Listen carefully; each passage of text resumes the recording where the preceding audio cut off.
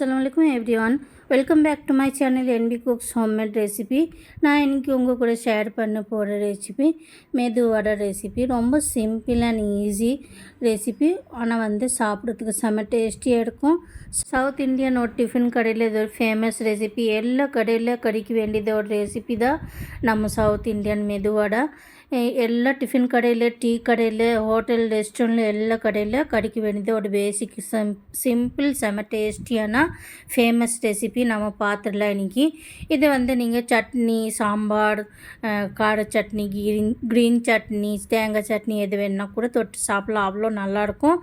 வாங்க ரெசிபிக்குள்ளே போயிடலாம். நீங்கள் என்னோடய சேனல் புதுசு பார்த்துட்டு இருந்தீங்கன்னா கண்டிப்பாக என்னோடய சேனல் சப்ஸ்கிரைப் பண்ணி எடுத்துக்கோங்க. சப்ஸ்கிரைப் பண்ணிங்கன்னா பெல் ஐக்கன் ஆல்ல அமுத்திக்கோங்க. ஆல்ல அமுத்தினீங்கன்னா புதுசு ரெசிபி போடுறப்போ உங்கள்கிட்ட சேர்ந்துருச்சுன்னா நீங்கள் பார்த்துக்கோங்க. பார்த்துட்டு ஃப்ரெண்ட்ஸ் அண்ட் ஃபேமிலிக்கு நிறைய ஷேர் பண்ணிக்கோங்க, லைக் பண்ணிக்கோங்க, கமெண்ட் பண்ணிக்கோங்க.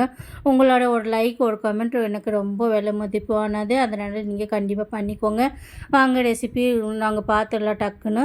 ஃபஸ்ட்டு உளுந்து பருப்பு நைட்டு ஊற வச்சுட்டு அதுக்கப்புறம் ஒரு 7-8 மணி நேரம் ஊற வைக்கணும். அதுக்கப்புறம் நல்லா மிக்சியில் அடிச்சுக்கலாம். நீங்கள் காலையில் செஞ்சிங்கன்னா நைட்டு ஊற வச்சுடுங்க. இல்லை சாயந்தரம் செஞ்சிங்கன்னா நீங்கள் காலையில் ஊற வச்சா கூட போதும். நாங்கள் நைட்டே ஊற வச்சுட்டோம். ஆனால் காலையில் செய்கிறதுக்கு டைம் கிடைக்கல, அதனால் சாயந்தரம் செஞ்சுருக்கோம். அதுக்குள்ளே நாங்கள் காலையில் ஃப்ரிட்ஜுக்குள்ளே வச்சுட்டோம். நீங்கள் எப்படி வேணும்னா பண்ணிக்கோங்க. அதுக்கப்புறம் பாருங்கள், இப்போது ரெடி ஆகிடுச்சு. மிக்சியில் நல்லா ஒரு கொஞ்சம் கொடப்பாக அடித்து எடுத்துட்டு அதுக்கப்புறம் கொஞ்சம் பச்சை மிளகா, வெங்காயம், கருவேப்பிலை, மல்லித்தழை எல்லாம் நைஸாக பொடி பண்ணி கட் பண்ணி எடுத்துருக்கு, சாப்பிங் பண்ணி போட்டிருக்கு. அதுக்கப்புறம் கொஞ்சம் உப்பு, 1 ஸ்பூன் உப்பு போட்டுட்டு அதுக்கப்புறம் 1/2 டீஸ்பூன் குருமிளகு, 1/2 டீஸ்பூன் நம்ம சாப்பிட்ற சோடா, சமையல் சோடா சொல்லுவாங்களே அது. அதுக்கப்புறம் நீங்கள் போட்டு மிக்ஸ் பண்ணி எடுத்துக்கோங்க. நீங்கள் இந்த டைமில் நல்லா கையில் கலக்கணும். அப்போ தான் உங்களுக்கு உள்ளுக்குள்ளே சாஃப்டாக இருக்கும். கொஞ்ச நேரம் அப்படியே பீட் பண்ணிட்டு இருந்தீங்கன்னா நல்லா சாஃப்ட் கிடைக்கணும். அதுக்குள்ளே சட்னிக்காக ரெடி பண்ணிட்டாங்க எங்கள் அக்கா பொண்ணு. அது பார்த்திங்கன்னா நாங்கள் இது ஊரில் சமையல் பண்ணியிருக்கோம். இந்த ரெசிபி நம்ம ஊரில் பண்ணினோம். அதனால எங்கள் அக்கா பொண்ணோட ஒரு சமையல் சேனல் இருக்குது, 2 பேர் சேர்த்து பண்ணியிருக்கோம். என்னோடய அக்கா பொண்ணு பெங்காலியில் ரெசிபி போடுறாங்க. நீங்கள் வேணும்னா போய் பார்த்துக்கோங்க. லிங்க் எடுக்கிறவே டிஸ்கிரிப்ஷனில் நம்ம பன்னீர் தோ பியாஸோட ரெசிபிக்குள்ளே போட்டிருக்கு. நீங்கள் போய் பார்க்கலாம். உங்களுக்கு பிடிச்சதுன்னா அவங்களும் நல்லா சிம்பிள் ஈஸியான சமையல் காட்டுவாங்க. சட்னிக்காக பார்த்திங்கன்னா கொஞ்சம் தேங்காய் துருவி வச்சுருக்கோம். அதுக்கப்புறம் பச்சை மிளகா, மல்லித்தழை, பொட்டுக்கடலை, கருவேப்பிலை போட்டு நல்லா மிக்சியில் கிரைண்ட் பண்ணி அடித்து வச்சிடலாம். அது சட்னியாக ரெடி பண்ணிடலாம். அதுக்குள்ளே வடை சுட்டிடலாம். வடை நீங்கள் எப்போ வேணால் சேப் போட்டுக்கலாம், கையிலே போடலாம். இல்லை உங்களுக்கு சேப்பர் போடுறதுக்கு பொருள் இருந்துச்சுன்னா அது கூட போடலாம். இல்லைன்னா கையில் நம்ம போடுறோம்ல அதை ரவுண்டாக எடுத்துகிட்டு நடுவில் ஒரு ஓட்டு போட்டால் போதும். இல்லை உங்களுக்கு வேறு மெத்தட் தெரிஞ்சதுன்னா அந்த மாதிரி கூட நீங்கள் போட்டுக்கலாம். அதுக்கப்புறம் பார்த்திங்கன்னா நல்லா சுட்டு எடுத்துக்கலாம். நல்லா ஹை ஃப்ளேம் கொஞ்சம் போட்டுட்டு அதுக்கப்புறம் மீடியம் ஃப்ளேம் வச்சுக்கோங்க. அப்போ தான் உள்ளுக்குள்ளே நல்லா சாஃப்ட் இருக்கும், வெளியே நல்லா க்ரன்ச்சி ஆகிடும். நான் இப்போது வடை சுட்டுட்டு இருக்கேன். எங்கள் அக்கா பொண்ணு மிக்சியில் போய் சட்னி அரைச்சிட்டு இருக்காங்க. 2 பேர் சேர்த்து தான் இந்த ரெசிபி பண்ணியிருக்கோம். அவங்க சேனல் பேர் எம்டம் சீரீஸ். நீங்கள் வேணும்னா போய் பார்க்கலாம். அவ்வளோ நல்லாயிருக்கும். சிம்பிள் ரெசிபி போடுவாங்க. நீங்கள் என்னோடய சேனல் புதுசு பார்த்துட்டு இருந்தீங்கன்னா கண்டிப்பாக சப்ஸ்கிரைப் பண்ணிக்கோங்க. என்னோடய சேனலுக்குள்ளே பார்த்திங்கன்னா நிறைய ரெசிபிஸ் போட்டிருக்கு. நீங்கள் வேணும்னா போய் பார்க்கலாம். பார்த்துட்டு என்னோடய சமையல் கண்டிப்பாக ஒரு தடவை வச்சு ட்ரை பண்ணி பாருங்கள். ட்ரை பண்ணி உங்களுக்கு பிடிச்சதுன்னா நீங்கள் எனக்கு கமெண்ட் பண்ணி சொல்லுங்கள்.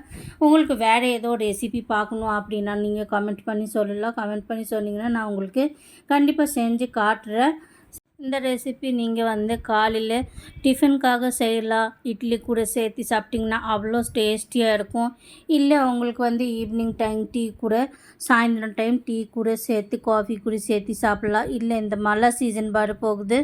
மழை சீசனில் நீங்கள் சுடு காஃபி, டீ போட்டு இந்த மாதிரி சுடு வடை சுட்டு சாப்பிட்டு பாருங்கள். அவ்வளோ ருசியாக இருக்கும், டெம்டிங்காக இருக்கும்.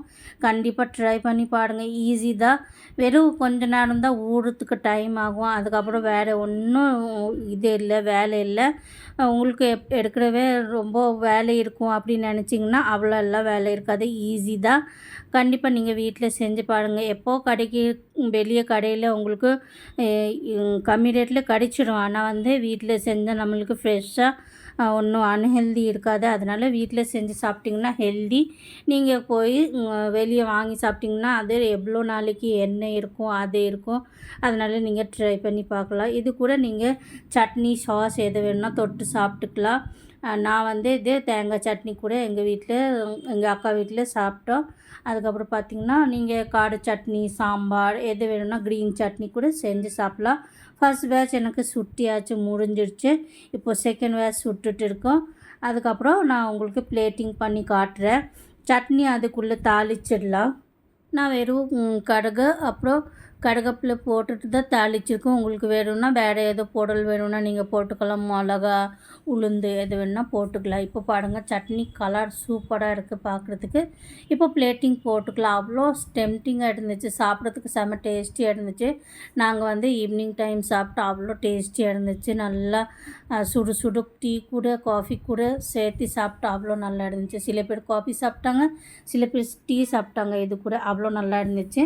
உங்களுக்கு என்னோடய வீடியோ பிடிச்சதுன்னா நீங்கள் கண்டிப்பாக என்னோடய சேனல் சப்ஸ்கிரைப் பண்ணி எடுத்துக்கோங்க. சப்ஸ்கிரைப் பண்ணிங்கன்னா பெல் ஐக்கனும் ஆல்ல அமுத்திக்கோங்க. ஆல்ல அமுத்துனீங்கன்னா நான் புதுசு ரெசிபி போடுறப்போ உங்கள்கிட்ட வந்து சேர்ந்துடும்.